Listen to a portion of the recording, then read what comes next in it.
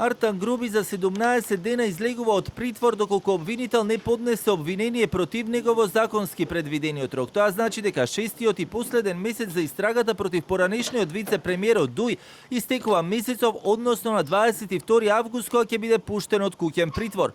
Обвинителот од Ојо Скопје, кој по 14-месечно бегство на Груби го остави само пола ден во притвор и веднаш мерката му ја ублажи во куќен притвор, има законски рок од 17 дена да ја заврши истрагата. Од кривичниот суд пак веќе посочија, ако нема обвинение, куќниот притвор на осумничениот му се укинува и основниот кривичен суд Скопје по службена должност одредува мерка за обезбедување присуство. Најчесто тоа е одземање на патна исправа. Рокот пак се однесува само на притворот, а законски може да се обезбедат и други мерки и процедурата си продолжи. Од Ојо за телевизија 24 пак само кратко велат. Се уште се постапува, а обвинител ќе си донесе одлука согласно законски пропишаните правила и норми, запазувајќи го и зададениот рок.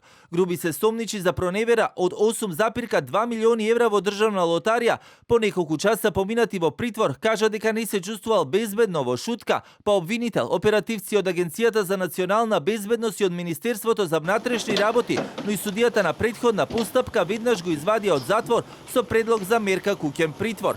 На 24 ноември 2025 тогашниот државен обвинител Љупчо Коцевски изјави дека доказите за Груби се собрани, се чека само негова екстрадиција од Косово. Покрај Груби, осомничен во овој случај е и Перперин Бајрами, председател на управниот одбор и генерален директор на државна лотарија, кој се уште е во бегство. Артан Груби пред да се предаде на граничниот премин Блаце на 23 февруари 2026 беше избеган во Косово, каде не му беше потребен пасош бидејќи граничниот премин се преминува само со лична карта.